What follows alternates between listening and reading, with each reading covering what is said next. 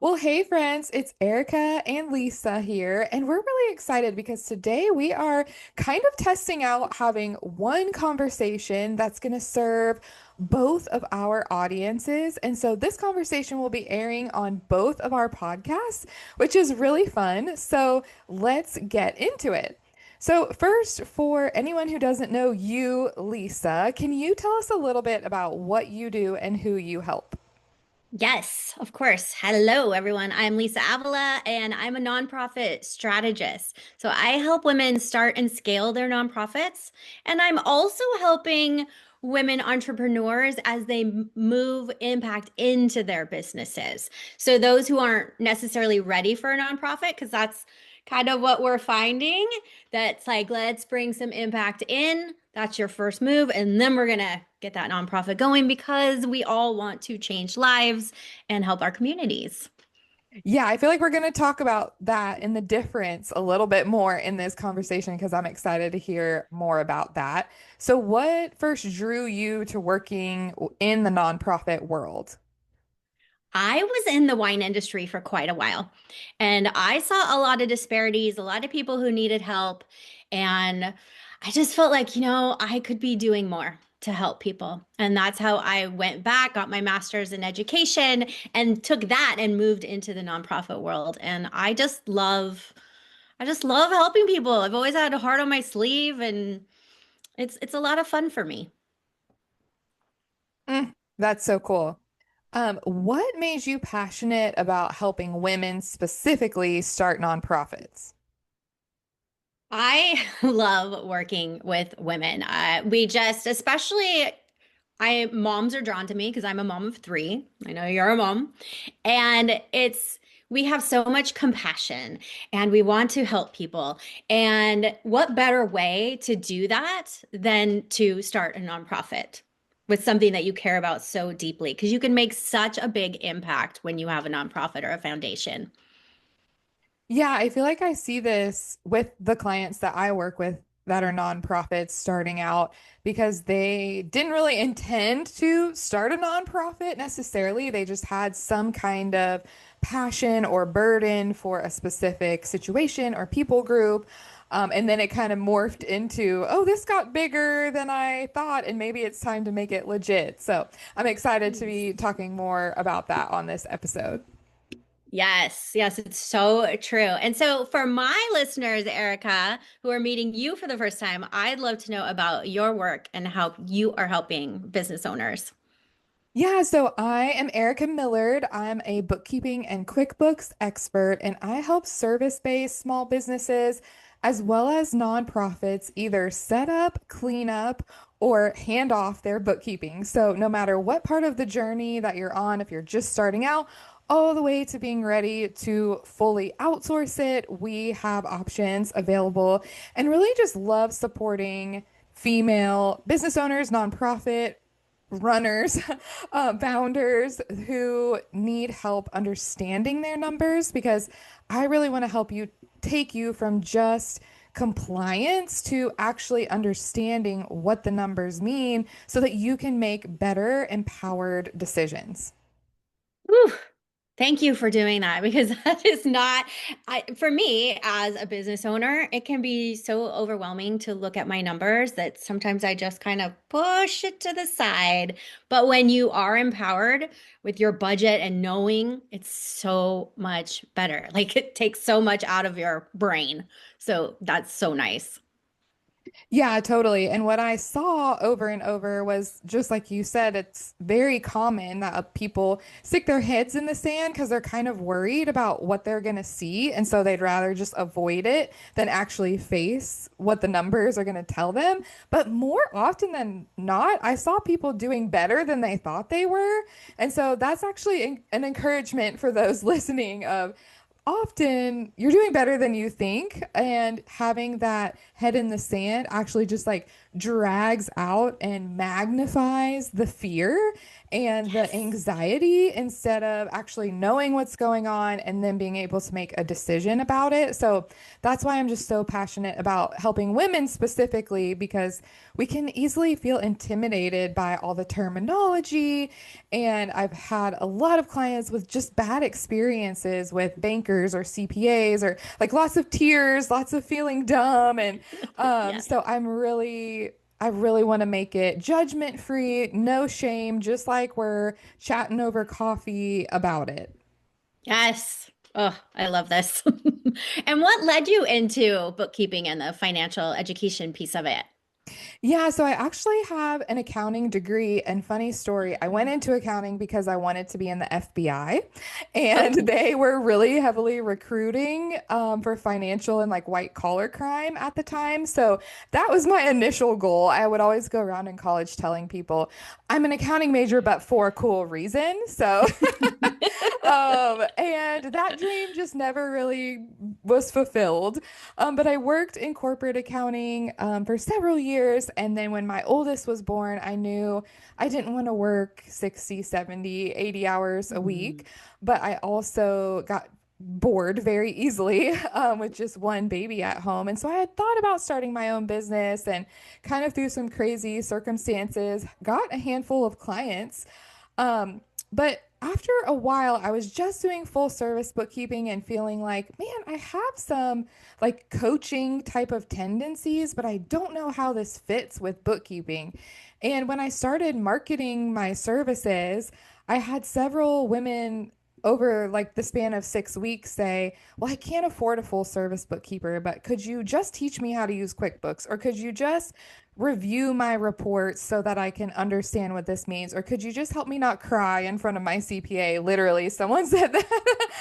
And so I was like, okay, well, maybe there's something here. And I went and did a little market research and couldn't really find that many people helping those people who are starting out or were pretty good about actually being disciplined to do their bookkeeping. They just needed help with like some troubleshooting or really understanding. And so that's kind of how this morphed into more than I really ever expected. But I think not many accountants can teach. And so I just feel like I was gifted to be able to help people in this way of just being able to break it down, making it simple and easy and practical and doable because I feel like so much of what we see online is like, we'll just leave that to the experts. And there's a time Mhm. and a place for that. But I also think this can be really simple and like the everyday person can understand it if you actually know what you're looking for.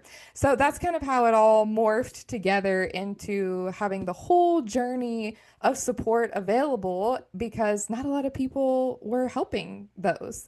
And so Yeah. that's what I really, it came from people asking me for that kind of help. It is such a great idea because you are such an approachable person. Thank And you. I have found with accountants and CPAs that, not all of them for sure, but usually male dominated and intimidating. And so when I met you, I was like, oh, that you are a breath of fresh air. And Thank you. yes, and I feel like I could ask you a question and not feel dumb. Yeah, So and that's why that's nice. it's funny because I have like this pink branding and like just very different than people have said, like, oh, I never associate this with accounting. And I'm like, yes, that's the Right. goal. Yeah, you can bring some fun and some ease into it. It doesn't have to be just spreadsheet. Yeah. Yeah, and I think, that's part of my mission too, is just this can be way more cozy and casual than what it's become, I think, in the online space. And but I also want people to feel like, oh, I have a seat at the table too. Like it's not just for the stuffy professionals. So so thank you for saying that. Yeah, yeah, it's true. All right. Go ahead. Sorry. No, okay. So when someone has a big idea for helping people, Lisa, how do they know if it should actually become a nonprofit? I feel like this is a tricky question of should I formalize it or is it just like the mission? So how do they know the difference? It's interesting because, as I said before, women, we care so deeply. And a lot of us get to the point where we want to do more. And so, what does that look like? Especially when you have more time, more bandwidth. My kids are getting older. And so, I've gone through this with women as they're like, I have more time and I want to create more impact. And so, I sit down with them and we talk about it. Like, what is your capacity? What is true for you? What keeps you up at night? And I have a framework that I take them through. I call it the 4 Ps.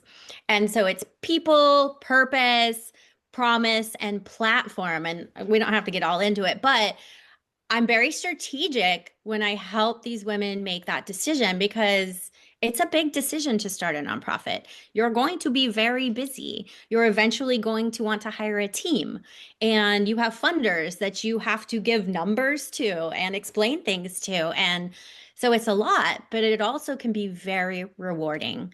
And so I like to, if they are business owners already, I encourage them to start with a little bit of impact in their brand. Let's bring that in right now and see. You don't have to go full bore nonprofit.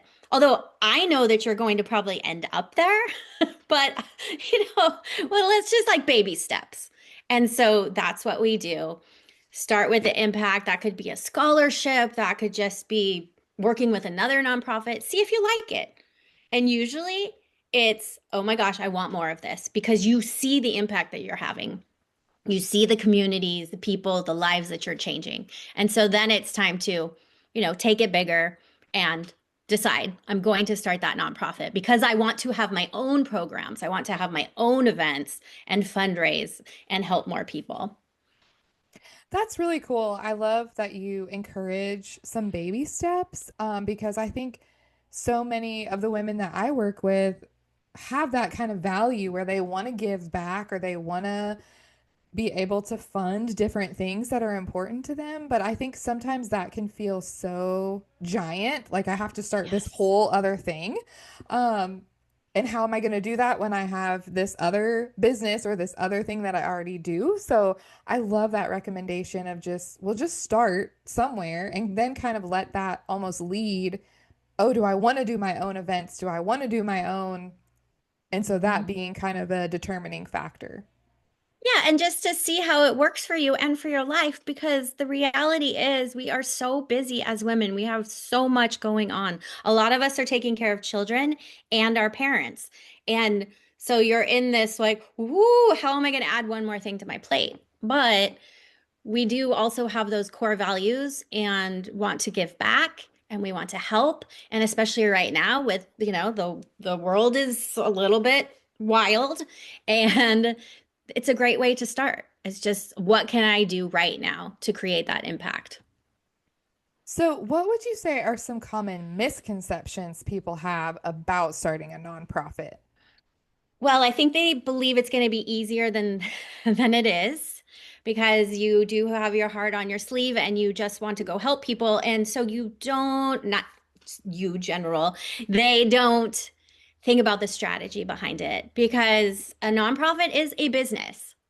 Right? It is not for profit. You're putting the funds back in to impact more people, but it's still a business. You still need to think about finances, staffing, HR, all the things as your nonprofit grows. And so it's great that you want to help people, but setting up systems and strategy at the beginning is a very smart move.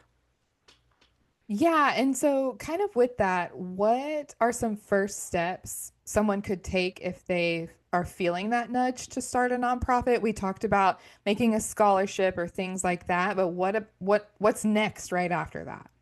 Yeah, what's next is if, well, you've got to get some money. And so I think it is networking. I am always encouraging nonprofit owners, founders, go out there and get visible. Start talking to your community and what they need. Start talking to people who care about the cause so that they can help you with donations and funding because you're always going to wear 1,000 hats as a nonprofit founder, which is fun. I love wearing 1,000 hats as an entrepreneur, right? You never get bored, but it can get overwhelming, especially if you don't have that money. And so I would say strategy and money as you are starting your nonprofit is going to just ease a lot of that chaos.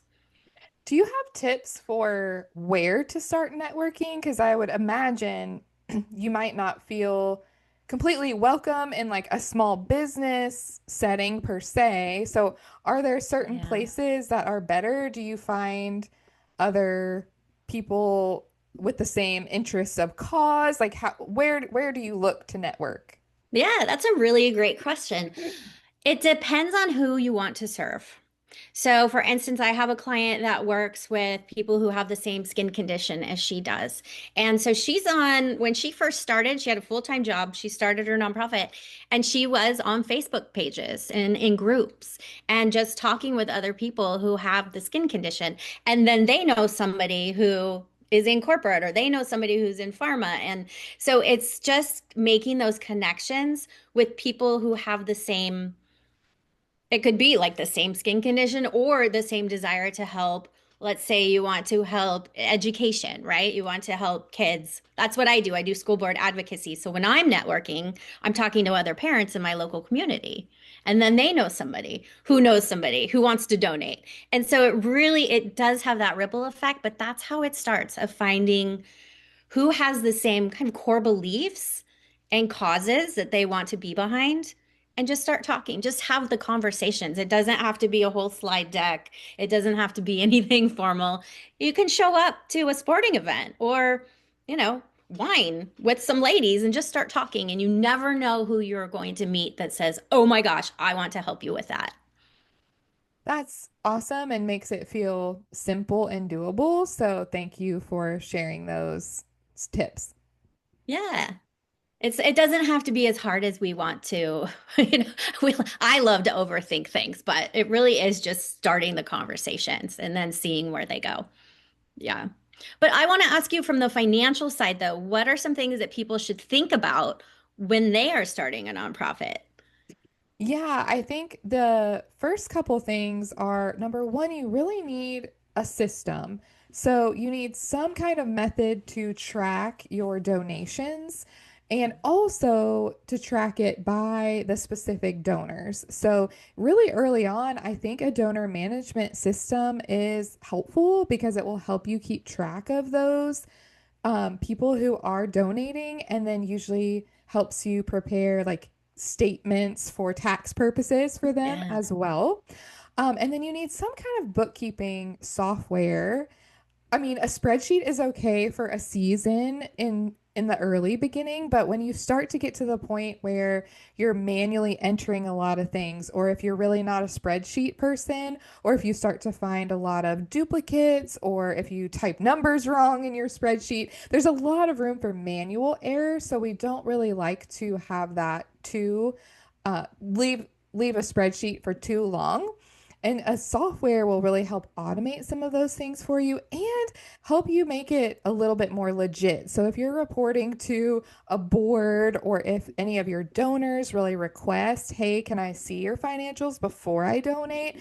A software will help you make it look more professional than just an average spreadsheet. So those are some things to think about. And one, I don't know if you talk about this, but Lisa, but one money saving hack is to get a membership with TechSoup because they Hmm. will give you a very discounted version of QuickBooks as well as all kinds of other softwares and tech stuff. And so a lot of people, well, actually, a lot of my nonprofit clients find out about that after they've already signed up for QuickBooks, and then it's really a pain to switch it over. So if you're going to do it, I recommend starting from the very beginning and get your subscription from there. But those are the first couple of things, is just how you're going to track the donations that you've gotten from people and then all of the other bookkeeping. Usually it's both of those systems working together, a donor management system and something like a QuickBooks that works together so that you cover all of the donation and then expense side of things. So then you want to think about, okay, what's my routine with my bookkeeping going to be? Am I going to do this every single day, which is not necessary? Are you going to do it, look at it once a week, once a month? I recommend monthly unless you have some other reason to be like, if you have a big decision coming up, you may want to look at things more closely, but minimally monthly keeping up with your bookkeeping because it's fresh on your mind. You'll remember what your expenses are for. You'll remember more of those types of things where if you wait until the end of the year, you're not going to remember like why you bought that Amazon purchase or whatever it was. And then it can just get really overwhelming. So if you keep up with your bookkeeping, it can really become simple and easy. So a, often clients will put just a recurring date on their calendar so that they're like, okay, it's Finance Friday. I'm going to look at it. So you need some kind of system and then a routine for actually keeping up with it, unless you're ready to just outsource that to a bookkeeper right away. But often I find nonprofits can't afford that right away. So they Yeah. need just some support, either setting it up and then maintaining it themselves until they're kind of at that place that they're ready to outsource. Yeah, that is so smart to set it up recurring. So I like that. What did you say? Finance Friday? Yes, a lot of people do Finance Fridays. And then I have another podcast episode on this, but sometimes you're going to have to use a hack to force yourself to make it fun. So sometimes people will go to a coffee shop and get their special coffee, and that's their treat to actually do their bookkeeping. Sometimes people will light a certain candle and kind of like make a ritual with it. And just kind of get yourself motivated to do it. Some of my clients are more motivated by pain than fun. And so they won't pay themselves until they've done their bookkeeping. And so that's kind of another hack. Like if you want to pay yourself, then they'll just force themselves to do their bookkeeping first. So whatever it takes to actually do it, sometimes we just have to make a new habit if we're not used to doing these kinds of things. And it can be really intimidating in the beginning if you feel like, I don't know what I'm doing. And then you're just going to like put that off till later. So sometimes you need something fun or motivating to get you there. This is such a great hack for any business owner, right? Any female entrepreneur. It made me think of like, oh yeah, when I didn't want to go to Pilates for the first time because I was so intimidated. But then once you go and you start to see the change and you feel good, it's like, oh, I can do that. Yeah, and really it usually only takes clients a couple times before they're like, I made this huge mountain and this really isn't that hard. And so that's my goal for every business owner or founder is to get you to the point where it feels like this really isn't that hard. Like I am capable and I can do this. Yeah. Oh, that feels, I like that. It's very nice. Are there any other money systems that founders should think about when they're setting up early for the Yeah, I think the business? main thing is keep your personal and your organization or business expenses separated. That's going to be a big deal for the nonprofit status. So you want to make sure that that's separated. So go ahead and open up. I think you might need the 501(c)(3) paperwork, but ask different banks to verify. But get a separate bank account so that you can easily keep things separated. And then another thing people forget about is have some kind of system for keeping up with your receipts. Often Mm. people think that, oh, well, I have my bank statement, and that is not good enough for the IRS. So you really want to have some receipts so that, like in the example of Amazon, well, how do we know that wasn't for pajamas versus office supplies? Like we don't know unless you have a receipt. So really focus on the things that are a little more in that gray area. You sometimes subscriptions, those are pretty easy to go to that expense website and look up their pricing and be able to verify that. But it's more these things that are a little more gray or more difficult that an auditor might look at and say, well, how do I know that wasn't something personal? So those are a couple more systems to get set up so that you have a good structure for how you're going to verify the things that you're purchasing. Yeah, and it's another good habit to start early with because then it just you think about it and do it instead of just, oh, I'll deal with that later. Yeah, and again, it's like, well, how are you going to remember that receipt from last January? Like, so that's another reason to try to keep up with it monthly or quarterly if you really can't get to monthly, but just don't let it linger for a whole year because that's when it can get super overwhelming. And if you're in that place listening to this where you have let it linger, like, no shame, we can get you caught up and cleaned up and then make a step from there, but it's much easier to do it right from the beginning than be in a mess later. I appreciate that you brought that up. I have had clients where they did push it off just because they were so busy, right? That was just got pushed down the list. But then at the end of the year, it was pretty scary of how am I going to figure this all out? And that's where you come in because you can help them figure it out and then get them set up. I'm assuming where moving forward, it doesn't have to be like that. Yeah, exactly. Yeah. We talked about this a little bit, Lisa, but let's talk a Mhm. little bit more about nonprofit versus business. So, is there a little bit more of a difference that you can talk to us about starting a nonprofit versus when do you just keep a mission-driven business and keep that piece running? Yeah, sure. I'll go back to an example from my client. So she wanted to run programs. She wanted to help people with her condition and she wanted to help them directly, which you can with a business, but with the nonprofit, you can get the funding, right? So that you can start these programs right away. So instead of going out there and trying to get sales from the people you want to help, right? As a coach or a mentor would, you are getting money from funders.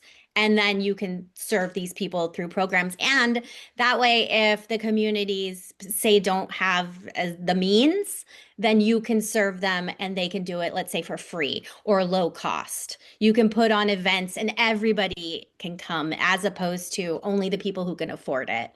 And that's what you find in a lot of nonprofits. You're serving kind of lower end income marginalized people, and so they don't have the means. And when you are so mission driven, you want to help everyone, not just, the people up here. And so I that's how I see the difference with a nonprofit. You can serve more people who need the help by going and getting that funding as opposed to charging them directly.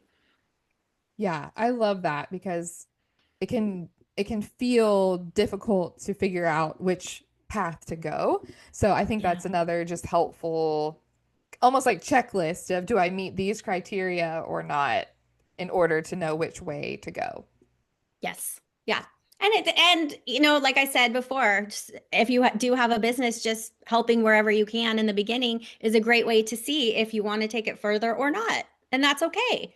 You're still helping people, you're still creating impact. It's just which avenue do you want to go to create that legacy down the road? Yeah, so what are some pros and then maybe some challenges that people may not realize about going that nonprofit route? Yeah. And the pros to me are that you can impact more people. And I have a client who's currently going global because she is able to get the funding and people want to support, corporations want to support her. So she is going to help millions of people. Whereas if she had just stayed a business, she's helping her local community and she's helping people, here and there. But global impact, I mean, that's right. That's Amazing. amazing. Yeah. Yeah, amazing. And the legacy that she's creating for her children, which I feel I'm creating legacy for my children as an entrepreneur, but on the global scale of, moving, if her children want to move into the nonprofit and help as well, then that's a really cool legacy. Yeah. So Yeah, those are amazing. pros that I see. Yeah. The cons, it's a lot of work.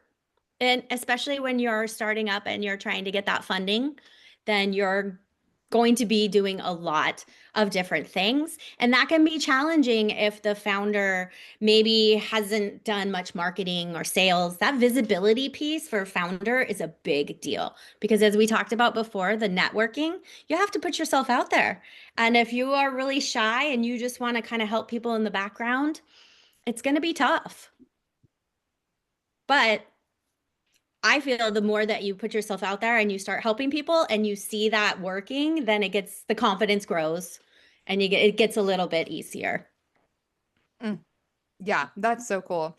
And I love that, sometimes we just have to push past our comfort zone no matter which route we choose. And it's like we're gonna be busy, I mean, no matter what. And so I like how you even shared that there's some global impact And like the thing, if you don't go that way and you could have, you're missing out on potentially the impact and influence that you could have on people you don't even know about yet. Right, right. And it's not for everyone. There is nothing wrong with people who are creating impact in their local communities. We need that. We surely need that in America right now. But there are some who are called to a higher purpose. I would say purpose. And so for them, I feel the nonprofit route is a great way to go. And so I'm wondering when, if someone does decide to start the nonprofit, like what responsibilities have you seen that kind of overwhelm them or surprise them? Yeah, that especially with the financial world, I feel Yes. like that also surprises people just how much it can become over time of tracking and receipts and even just processes and procedures to put in place. So, one of my clients, for example, they came to me very early on. So, we set them up in QuickBooks and their donor management system, and they've been doing it themselves for several years and doing a great job because I've seen their numbers now. But they just recently circled back and said, hey, we've grown so much that we really can't do this ourselves anymore. And we've grown so much that we may actually need a third party audit eventually. And so, can you just help us make sure all of our processes are in place so that we would pass and like get a gold star on our audit? And so, I think you might think it's silly in the beginning, but the more of this stuff that you can do in hopes or just that you have set up early on so that you don't have to stress when you do grow and you do expand is helpful. So having those like procedures in place of just who's going to approve certain things, are you going to be on payroll? Are you not? It's just some of those decisions to make, even though it might seem silly early on, it's actually really helpful to have as soon as you can. I agree with that. I'm constantly talking to clients about your SOPs, right? Your standard operating procedures, because I want to know how things are going to flow and how things are going to move. So that's a great point for finances as well. Yeah. Yeah. So, are there some other systems or structures that you see that help them grow in a healthy way? Budgeting, and now I'm bringing it back to you, but once they are larger and they've been moving through this for a few years, and then it's, oh, let's look at our budgets, which I'm not a numbers person, so I'm always like, whoop, let's outsource that. But then they come back and they know, like, how much can I afford for staffing? How much travel? And so then they can plan out their year strategically, right? Come back to me and we're going to look at everything you want to do. We're going to look at the numbers and then we figure out how they can grow. And so that's been a lot of fun for me. When somebody else does the budget, that's not. No thanks.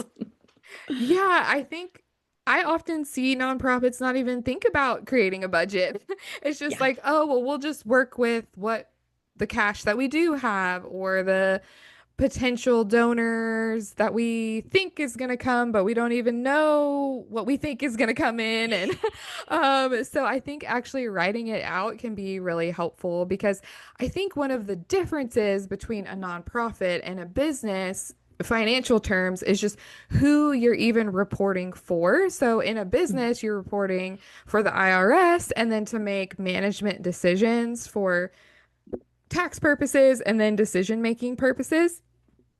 But in a nonprofit, you have a board that you're responsible to report to, as well as all of the donors. And so it's slightly different, but it does make a difference because there's not as much accountability, I would say, for a business as there is for a nonprofit. And so I think that can also, though, make it intimidating for people because it's like, oh, I got to get every single thing like just right because it's a nonprofit and I'm reporting to all of these people. But you do have a little bit greater of a responsibility to cross all the T's and dot all the I's and make things correct because you do have others relying on it. Yeah, great point. And when you do go to your board and you have all of that set, they are going to be so happy and they are going to say yes more because they know they can trust you to make those big decisions and have the nonprofit run smoothly. And that board relations can be pretty tricky in a nonprofit. And so you want your board members to trust you, understand your vision, and say yes. Yeah, that's a great point. And also, this client that I had just mentioned that's growing, he was saying that the some now larger corporate donors are interested in donating, but he's like, they care a lot more about the math than they do the mission. And Yes. so having all of this information so that you can easily articulate, oh yeah, we can answer your math questions and they can feel good about where their money is going, that can be really helpful for your donors as well. Yep. And I helped client with a really big grant. And when you're filling out all of that paperwork for the application, they want the numbers. They want to see where you have been and where you want to go. And so if you have that all dialed in, that's really going to help you move ahead in the grant process when so many nonprofits are applying to grants. Yeah, and that's where I've also heard that networking can really come in, is that sometimes even with grants, it's can almost be like who you know that can help you push along that process. So I love that it's all coming back to some of those relationships as well.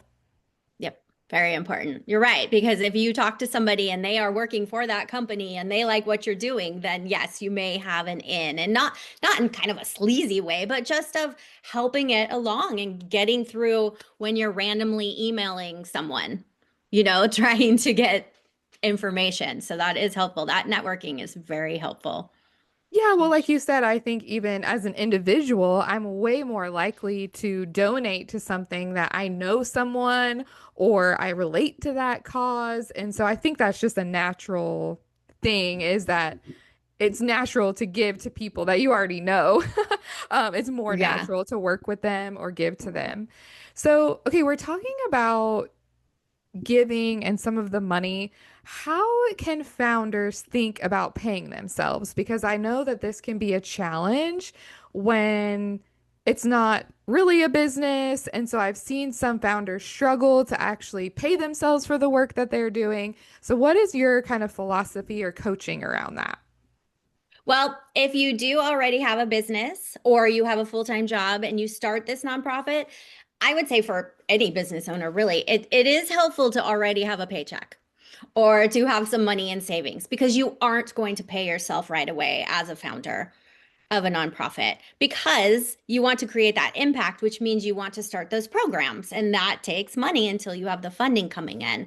But as soon as the funding does come in, I think it is important to be compensated for your work. A lot of nonprofits, they don't pay their employees well. When I worked at one, I loved my work, but I had three kids to feed. And so I would love to change the narrative. And I think I am helping do that of you can be paid well and change lives.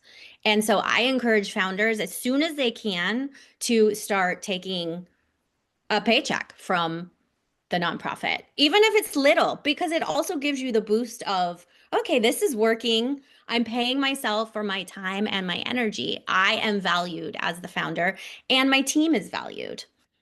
Yeah, I actually agree with that because I think if you don't, then you are susceptible to burnout faster because it's just you're Yes. giving, giving, giving and not seeing any of the reward. And so I think most of the people that you and I work with, like we know you're not going to be egregious of what that amount of pay is going to be. So even a Right. small about amount is above average. Like it is well deserved as the founder of the organization.